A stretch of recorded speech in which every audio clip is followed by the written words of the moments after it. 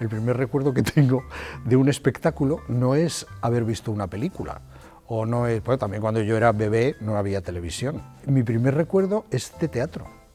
O sea, yo recuerdo entrar por este pasillo, en este mismo teatro, es que es muy mágico esto, ¿eh?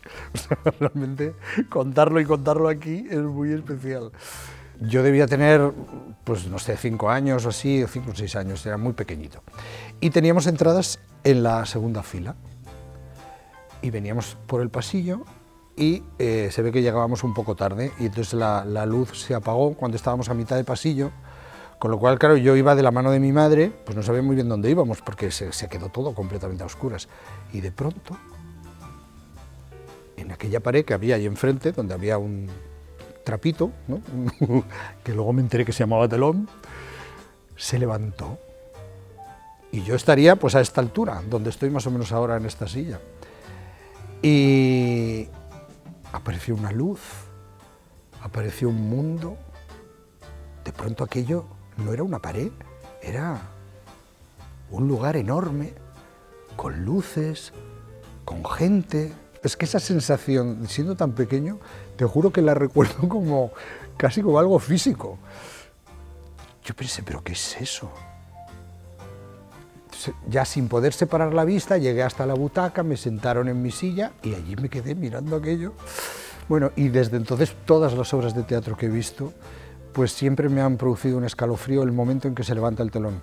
Y en todas las obras de teatro que yo he interpretado, siempre el momento de empezar, haya telón o no, porque hay muchos montajes en los que no se utiliza telón, pero bueno, da igual, se hace un oscuro, ¿no? Ese momento de, bueno, se apaga la realidad y se enciende la magia, ¿no? Es como, sigo, afortunadamente, qué suerte tengo, sigo teniendo ese pellizco, ¿no?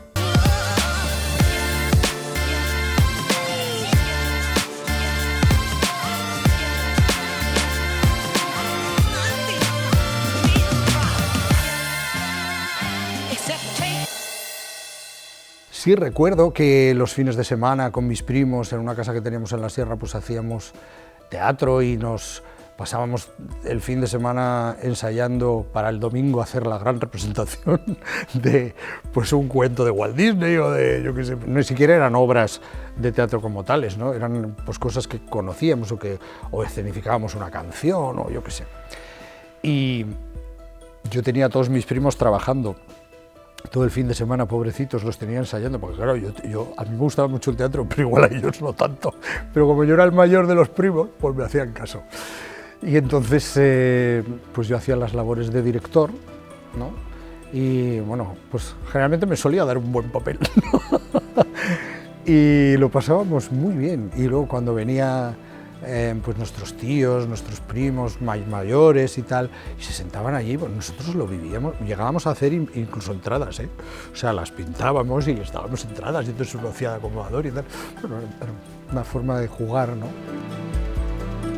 Cuando hice COU en el CEU, pues había un grupo de teatro aficionado allí, en el que yo me metí, y ahí sí hicimos pues 2 o 3 obras así en plan más serio y tal. Hicimos el libro El buen amor, una adaptación de Criado del Val. Madre mía, fíjate tú, el destrozo que debíamos hacer, porque éramos todos de 16 años, no teníamos ni idea de nada. Y ahí me tocó ya, tuve suerte, porque me tocó el papel de Don Melón, que era como el protagonista, o sea, era, en fin, no sé, bueno, algo verían, ¿no? Y luego hicimos La cantante calva de Ionesco, que este tipo de teatro del absurdo, Ionesco, Beckett y tal, se hacía mucho en los grupos independientes porque quedaba como moderno, tal, ¿no? Y entonces hicimos La cantante calva también bastantes veces. Luego hicimos cosas de poesía de Antonio Machado, recitales, tal, bueno, en fin, hicimos varias cosas.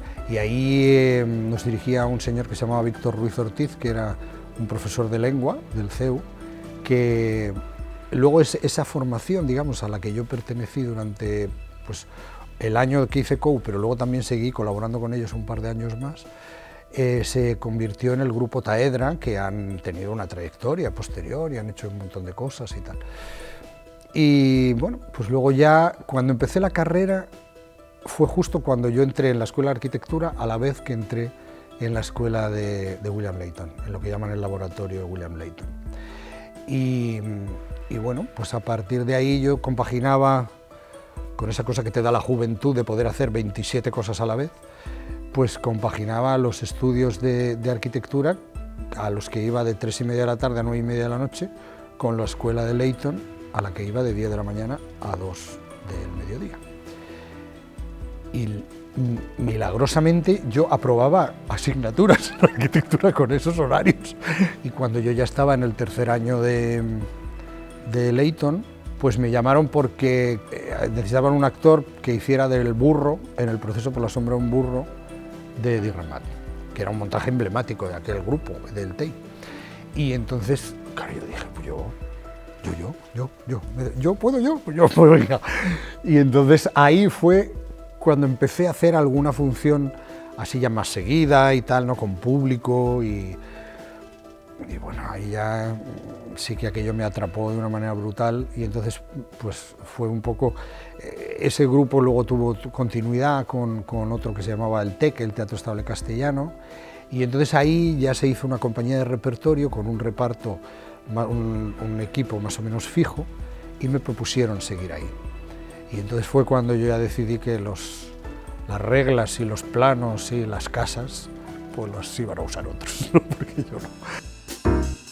Digamos que la sede del TEI estaba ahí en el pequeño Teatro de Magallanes, del que por cierto yo fui taquillero también, porque también en una época, bueno, y tú no sabes, o sea, el día que a mí me dijeron, oye, hoy te podrías quedar aquí a vender las entradas y tal, estaban haciendo entonces una obra de Tennessee Williams maravillosa, que era Súbitamente el último verano, que me acuerdo de ella, o sea, como si la hubiera visto ayer, con Paca Ojea, Enriqueta Carballeira y Joaquín Hinojosa, que estaban maravillosos, con dirección de José Carlos Plaza y Leyton y también Arnold Taraborelli, que eran nuestros 3 grandes maestros que teníamos allí.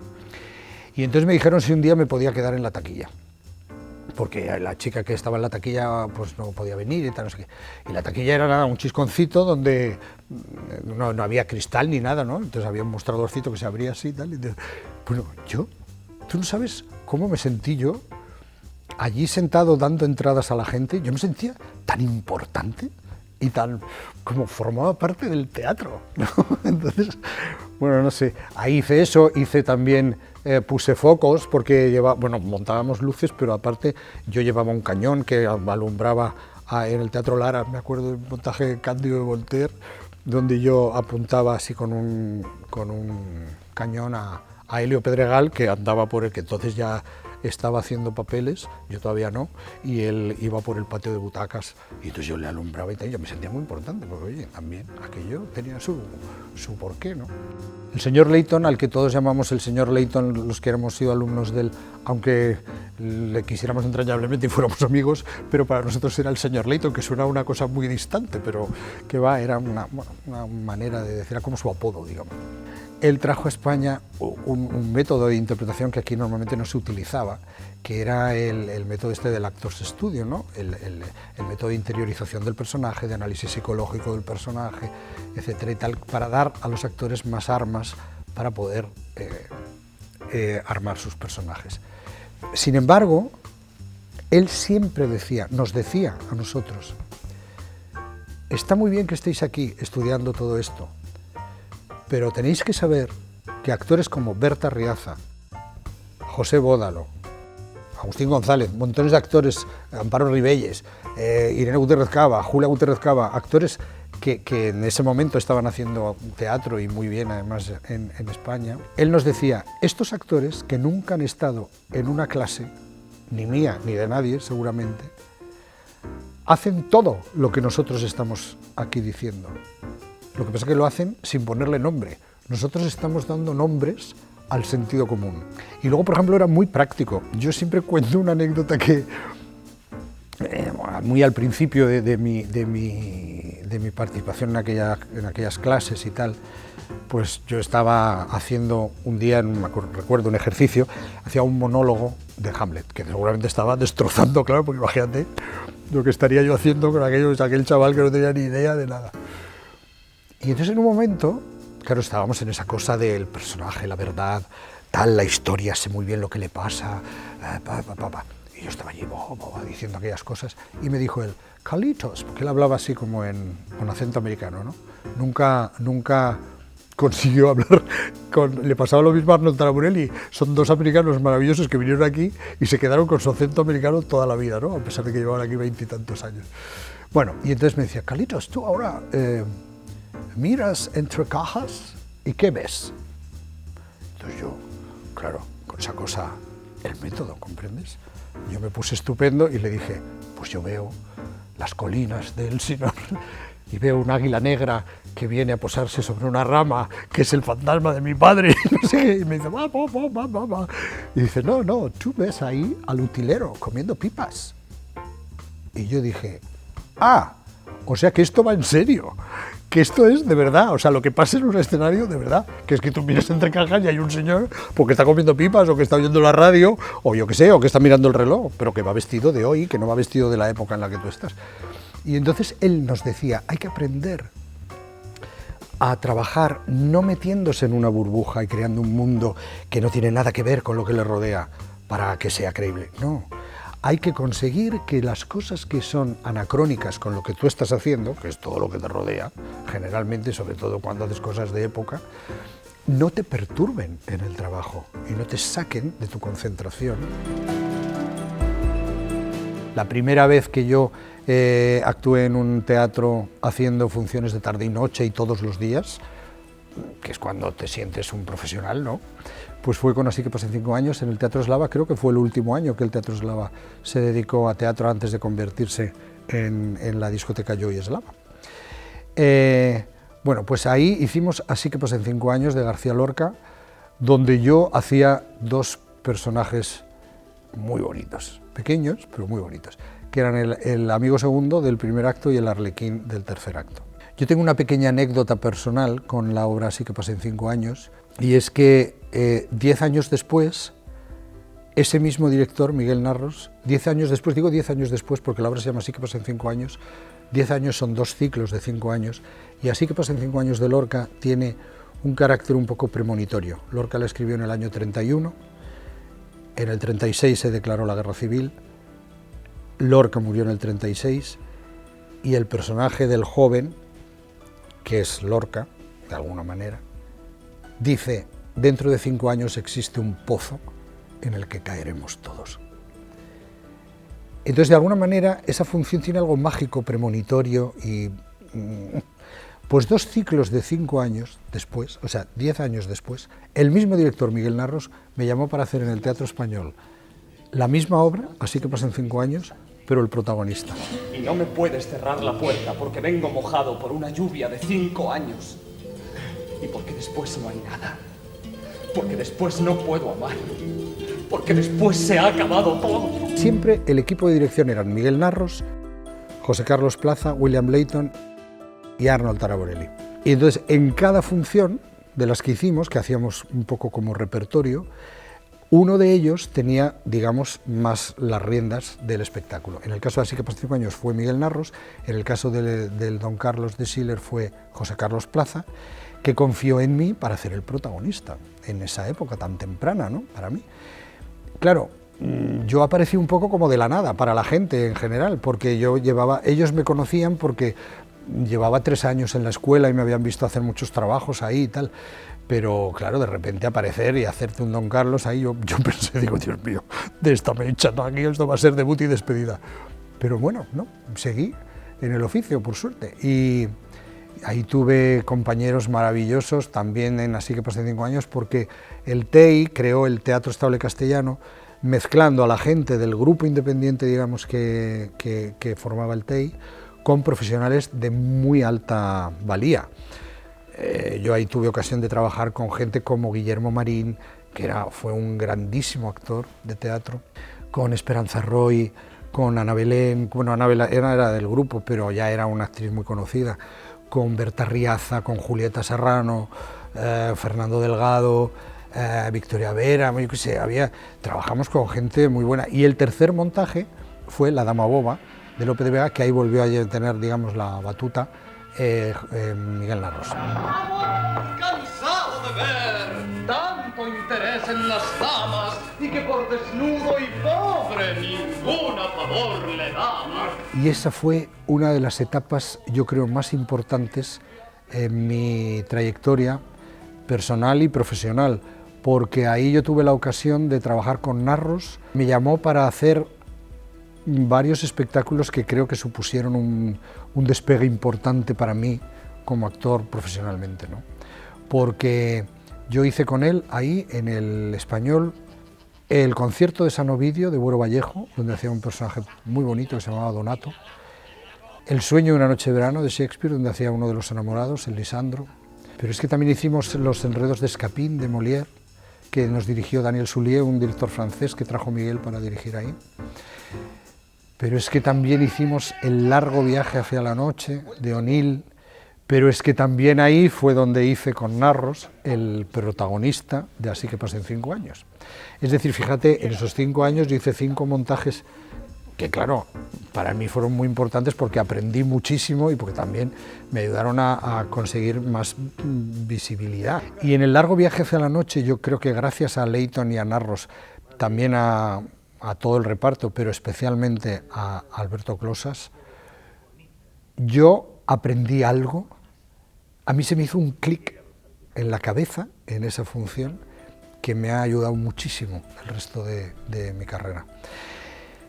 Y fue a dejar de hacer deberes en el escenario. Es decir, yo hasta ese momento salía al escenario a hacer lo que me habían marcado. Aquí lloras, aquí te ríes, aquí te sientas, aquí haces no sé qué, aquí... Entonces yo, bueno, pues lo intentaba hacer lo más natural posible y con la mayor verdad posible, pero yo salía a hacer deberes, es decir, lo que me habían mandado, ¿no? No volaba mucho. Y a partir de esa obra, y yo creo que también gracias a la observación de un actor como Closas, que tenía esa magia en escena, bueno, y es que a mí me fascinaba, yo le he querido muchísimo, le sigo queriendo y para mí sigue estando, es como Leighton también, de vez en cuando pienso, esto le gustaría a Alberto, porque fue como otro papá para mí, ¿no? Aparte de mi padre en la vida real. Aprendí que se podía hacer todo eso que te habían marcado sin necesidad de estar pendiente todo el rato de si te está saliendo o no. No sé por qué, quizá el propio texto de O'Neill lo permitía, porque era una obra muy realista, era esa muestra de teatro realista norteamericano que es realmente brillantísimo y que es teatro en estado puro, ¿no? Es que parece que estás en una casa viendo a una familia de verdad que le están pasando esas cosas. Teníamos escenas tan tremendas. Yo tenía una escena de borrachera de 3/4 de hora, duraba la escena con mi padre, que era Alberto Closas, y en aquella escena nos decíamos de todo, o sea, pasábamos del amor al odio, a la reconciliación, en fin, con humor, con lágrimas, con todo. Y yo creo que ese, digamos, vehículo que fue aquella función y aquellas escenas, a mí me ayudaron a darme cuenta de que de repente llevaba más de media hora en el escenario sin pensar en lo que estaba haciendo. O emborracharnos hasta olvidar. Siempre has de estar ebrio. Si no quieres sentir el horrible peso del tiempo aplastando tus hombros sobre la tierra, no dejes de estar ebrio. Esa etapa del Español fue maravillosa y de ahí, digamos, es de donde pasé yo a hacer, creo que volví aquí al María Guerrero a hacer Las comedias bárbaras con José Carlos Plaza, donde hacía el personaje de Don Farruquiño, y ahí sí fue donde Pilar Miró me llamó para hacer el personaje protagonista de Don García en La verdad sospechosa, de Ruiz de Alarcón, que, bueno, era un personajazo maravilloso de un mentiroso compulsivo, simpático, divertido, que se llevaba a la gente de calle, y bueno, pues Pilar lo dirigió maravillosamente bien, hizo también un reparto espectacular. Hacía de mi padre José María Pou, de mi criado Emilio Gutiérrez Cava, mi dama era Adriana Ozores, eran Adriana Ozores y Eulalia Ramón, estaba Sonsoles Benedicto, en fin, bueno, había un repartazo ahí impresionante. Y una vez más, arropado por esos compañeros tan buenos, pues yo tuve la suerte de que ese Don García brillara un montón.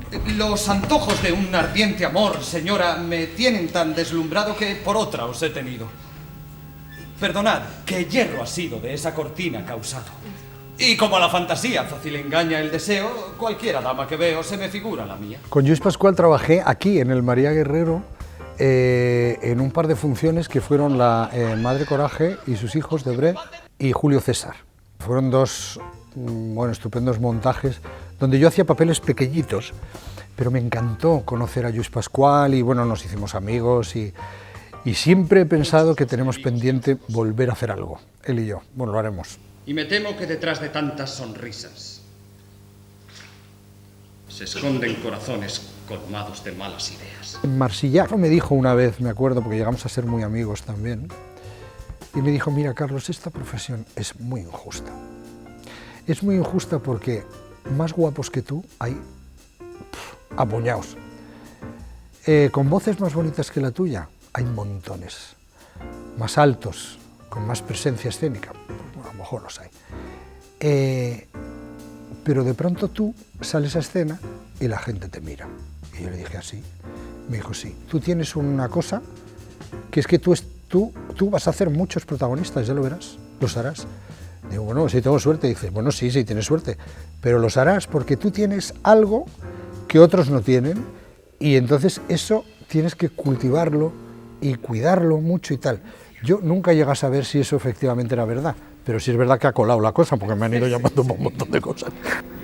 Que para tener más fuerza y rigor he de negarme para las quejas licencia, porque acaricia sus penas el que viene hablando de ellas.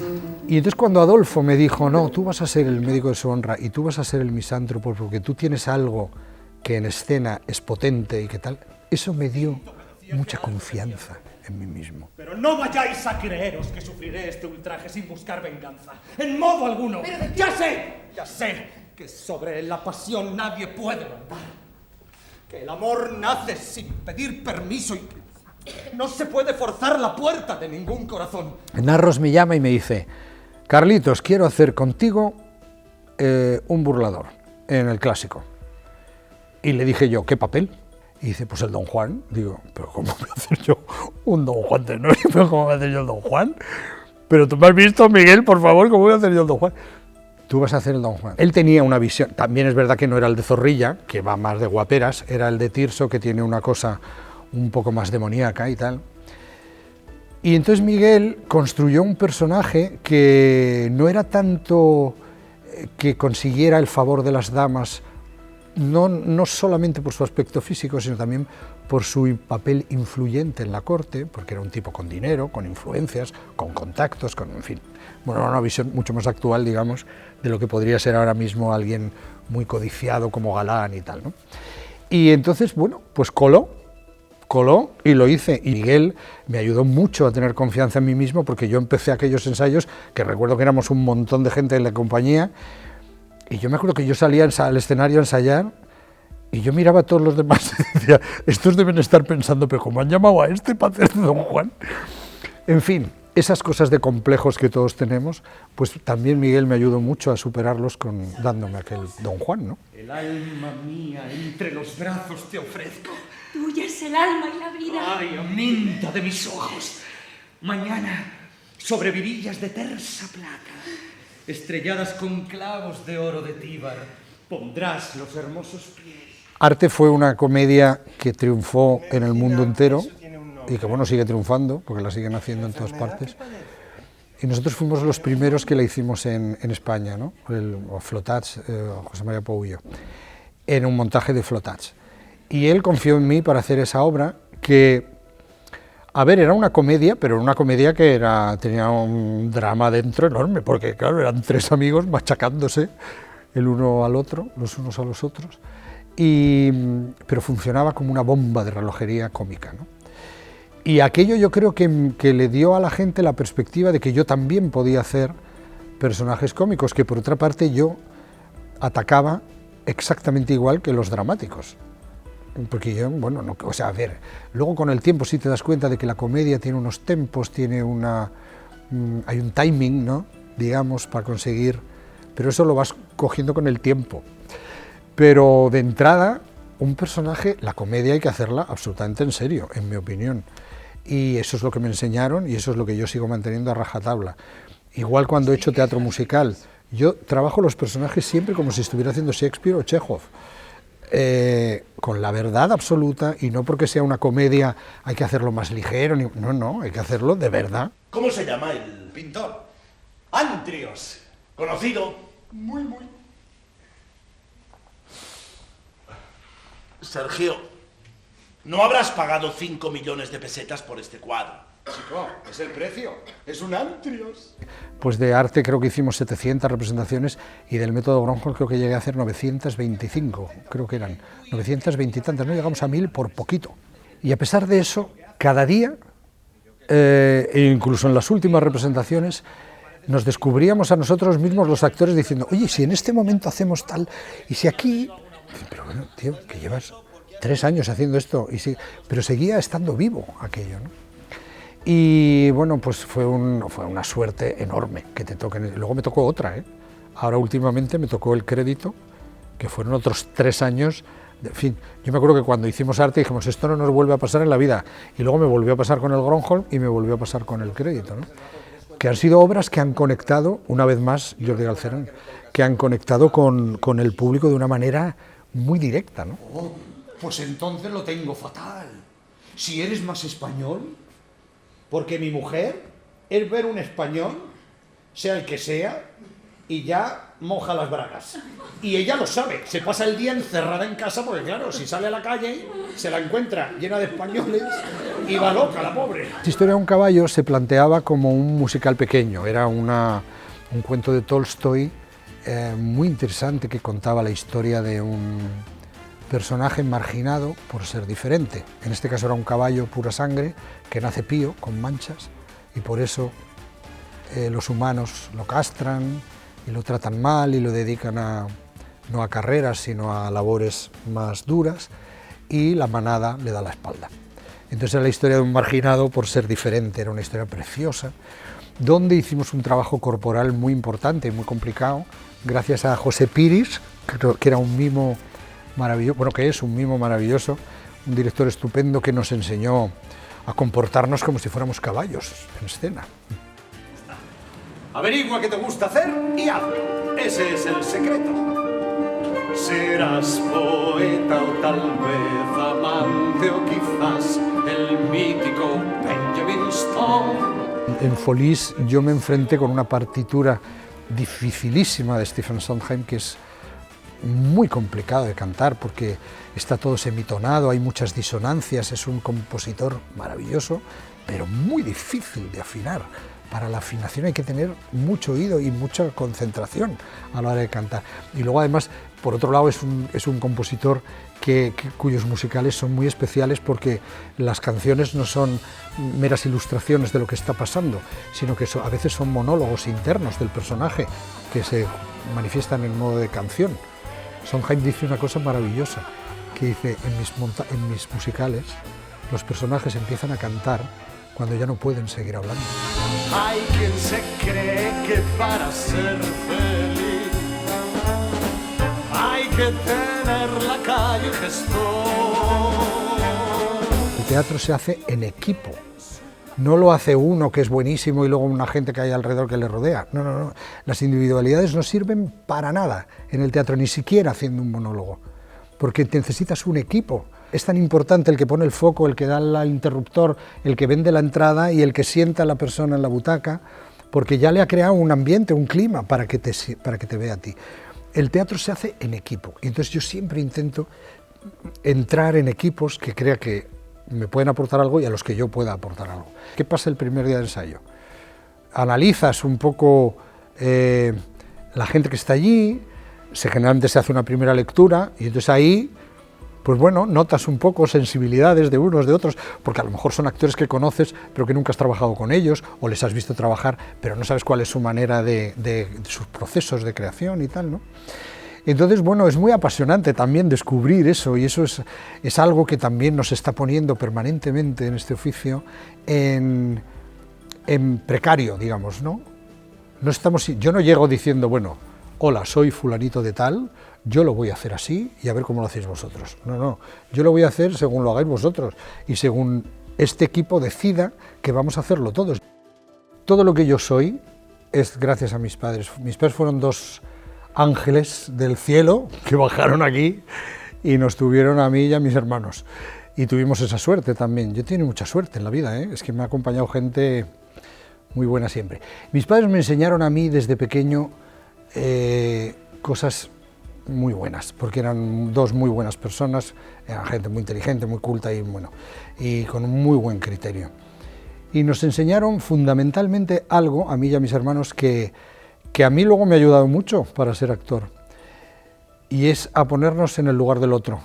Cuando murió mi madre, en el año 96, yo estaba haciendo El Misántropo en el Teatro de la Comedia, y ella murió por la mañana y por la noche hice la función. Adolfo Marsillac, que dirigía la compañía y la obra, me propuso suspender, ¿no? Porque sabía que era un día duro para mí. Bueno, ¿qué hacemos? Devolvemos las entradas, el teatro estaba lleno, devolvemos las entradas, Carlos, no pasa nada, no te preocupes. Y yo le dije, no, vamos a hacerlo, porque ¿tú crees que yo mañana voy a estar mejor? Si mañana seguramente estaré peor, y pasado peor todavía. Es decir, que suspender hoy tampoco le veo mucho sentido. Y realmente es curioso porque fue muy duro, pero digamos el rato que estás haciendo la función, pues casi te ayuda a no pensar en lo que te está pasando, porque bueno, pues eres otro, estás haciendo otras cosas y tal, ¿no? Claro, me pasó una cosa que por un lado era muy bonita, pero que me emocionó mucho, y es que todo el personal de sala se había enterado de lo que me había pasado. Y entonces cuando terminó la función, claro, yo estaba mirando al público y vi a todos los acomodadores del Teatro de la Comedia, que normalmente no entraban, entraron a aplaudir ese día, ¿no? Especialmente pues, por aquel esfuerzo que yo estaba haciendo, lo que fuera. Entonces aquello a mí me agarró una bola de esas que no, tremenda. Entonces me acuerdo que bajé la cabeza y no podía parar de llorar y no podía levantarla. Y entonces Adriana, mi amiga, mi hermana, que es que nos queremos entrañablemente, que me tenía agarrado de la mano, me apretó así la mano y me dijo, has aguantado toda la función, aguanta un poco más el saludo, levanta la cabeza. Entonces, pues, así, me levanté, saludé, y ya nos fuimos y tal. Y gracias a Adriana pude salir airoso de aquello que era un poco ya como decir, Dios mío, no sé dónde meterme. Fueron momentos muy duros, pero bueno, como yo me he pasado la vida haciendo teatro, entonces todo lo que me ha pasado en la vida, lo bueno y lo malo, me ha pasado estando en un escenario. ¿Reconciliación? ¿Pero qué es esto? Lágrimas. Esto es indigno. ¡Lárgate! Si de mis batallas vuelves cubierto de vergüenza, de mi abrazo puedes estar seguro, pero así te repudio. Cuando Calixto Vieito me llamó a mí para hacer el Felipe II del Don Carlos de Schiller, pensé, uy, otro circulito que se cierra, ¿no? Yo, como hemos hablado al principio de la conversación, hice el Príncipe Don Carlos y ahora me llamaban 30 años o 30 y tantos años después para hacer el Padre, ¿no? Entonces dije, bueno, pues esto es bonito, ¿no? Porque es como hacer los dos personajes de la misma obra. Y fue un trabajo muy especial el que hicimos con Calixto. Calixto es un tipo, en lo personal, muy cercano y muy encantador, y como director es un loco maravilloso que bueno, le dan delirios y de repente se le ocurren unas cosas muy insólitas, pero es un tipo muy brillante y fue muy enriquecedor trabajar con él. Yo no he sabido nunca darle amor.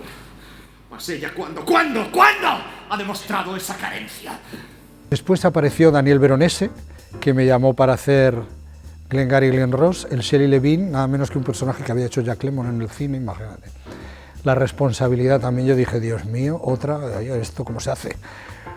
Y otra vez una muestra de teatro realista, de esta cosa que hacen estos dramaturgos como Mamet, ¿no? Americanos, que son como meter un bisturí en los personajes, ¿no?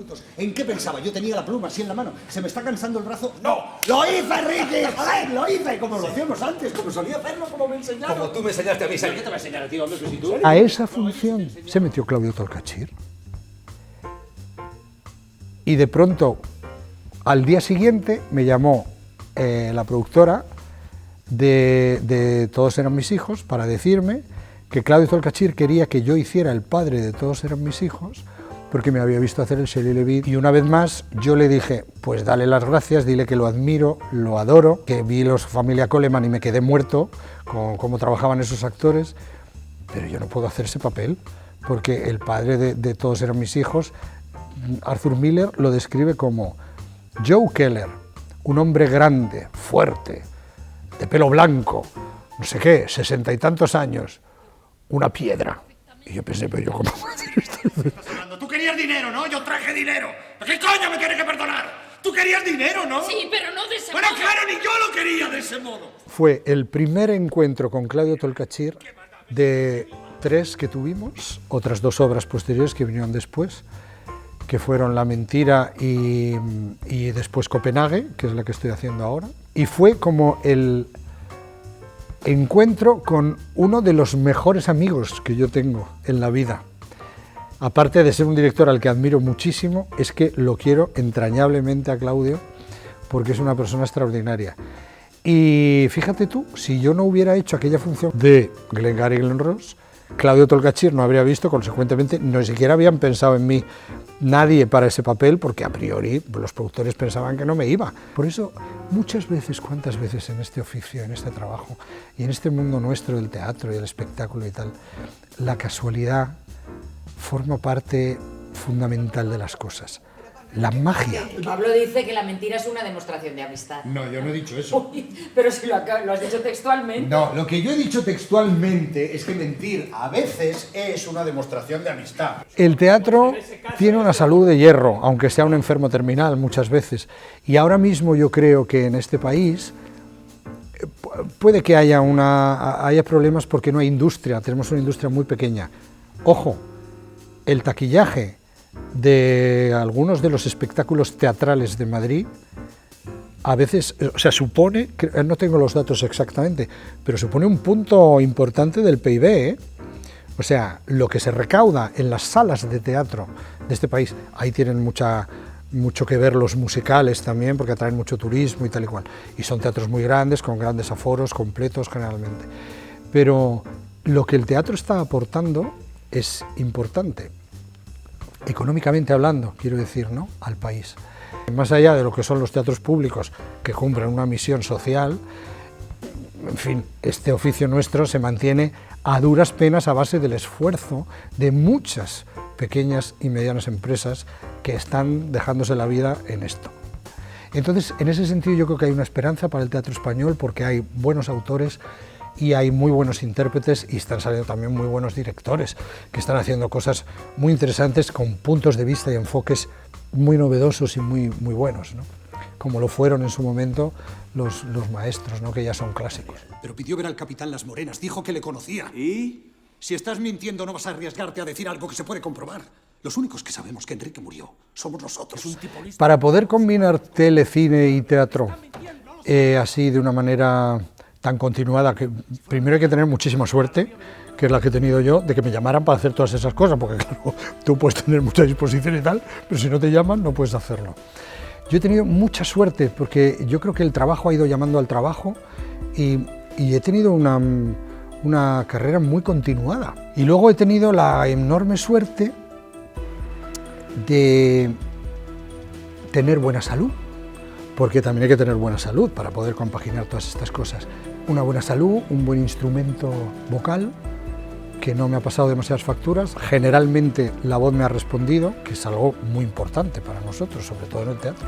Y mucha concentración, por saber lo que estás haciendo, porque hace poco, hubo una semana en la que se me mezclaron 2 rodajes, uno de televisión, otro de cine, con una obra de teatro que estaba representando de gira y los ensayos de otra obra de teatro. Entonces, en esa misma semana, yo hice 4 personajes distintos en momentos diferentes de la semana, y claro, llegó un momento en que eran papeles completamente distintos uno de otro, ¿no? Pero bueno, yo qué sé, es cuestión de sobre todo, de valorar cada minuto la suerte que tienes, de tener trabajo, de que el trabajo que tengas sea bonito, de que te toque con gente buena al lado. Cuando yo he dicho alguna vez que el teatro para mí ha supuesto tener una vida mejor, es que es verdad. Después de Hiroshima, Oppenheimer dijo que lo único que lamentaba era no haber tenido la bomba a tiempo para tirarla sobre Alemania. Siempre seré un actor en mi interior porque siempre perteneceré a este oficio. Y desde donde esté, pues si ya no puedo hacerlo, pues vendré a sentarme aquí a ver cómo lo hacen otros.